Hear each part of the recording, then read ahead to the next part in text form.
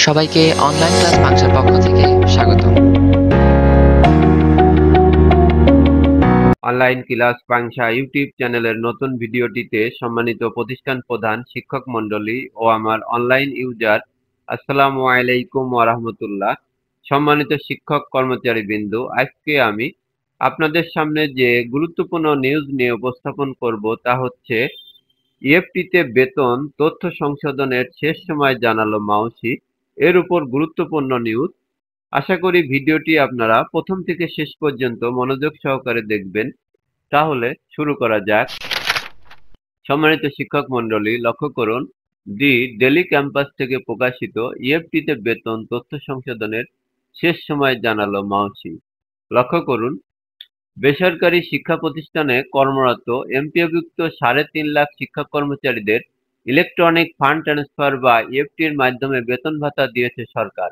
বেতন পাওয়া শিক্ষক কর্মচারীদের মধ্যে ১,৮৯,০০০ প্রার্থীর তথ্যে কোনো ভুল পাওয়া যায়নি, অর্থাৎ তারা প্রথম ধাপে বেতন পেয়েছেন। তবে অবশিষ্ট প্রায় ২ লাখ শিক্ষক কর্মচারীর তথ্য সংশোধন করতে হবে। নির্ধারিত সময়সীমার মধ্যে তথ্য সংশোধন না হলে তাদের বেতন বন্ধ হয়ে যাবে। মাধ্যমিক উচ্চশিক্ষা অধিদপ্তর মাউসি জানিয়েছে, নামের বানান, জন্ম তারিখ এ দুটি বিষয় সংশোধনের ক্ষেত্রে গুরুত্ব দিচ্ছেন তারা। এর বাইরে মোবাইল নম্বর, জাতীয় পরিচয়পত্রের সঙ্গে ব্যাংক অ্যাকাউন্ট কিংবা এমপিও সিস্টেমে থাকা তথ্য একই থাকতে হবে।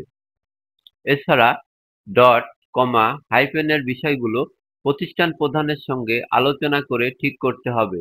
এগুলো সংশোধনের জন্য ১ মাসের মতো সময় দেওয়া হয়েছে।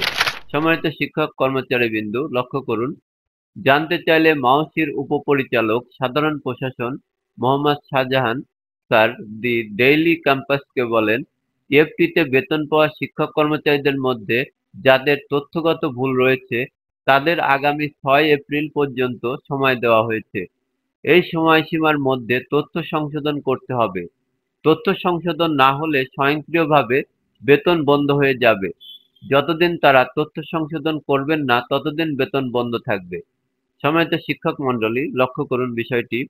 তথ্য সংশোধনের জন্য প্রতিষ্ঠান প্রধানদের ড্যাশবোর্ড উন্মুক্ত করে দেওয়া হয়েছে কিনা এমন প্রশ্নের জবাবে মাউসির এ কর্মকর্তা আরো বলেন, আমার জানামতে প্রতিষ্ঠান প্রধানদের ড্যাশবোর্ড অ্যাক্সেস দেওয়ার কথা। বিষয়টি আমাদের education management and information system বা ইএমআইএস সেল দেখছে। বিষয়টি সম্পর্কে তারাই ভালো বলতে পারবে। ৬ এপ্রিলের মধ্যে অবশ্যই শিক্ষক কর্মচারীদের তথ্য সংশোধন করতে হবে।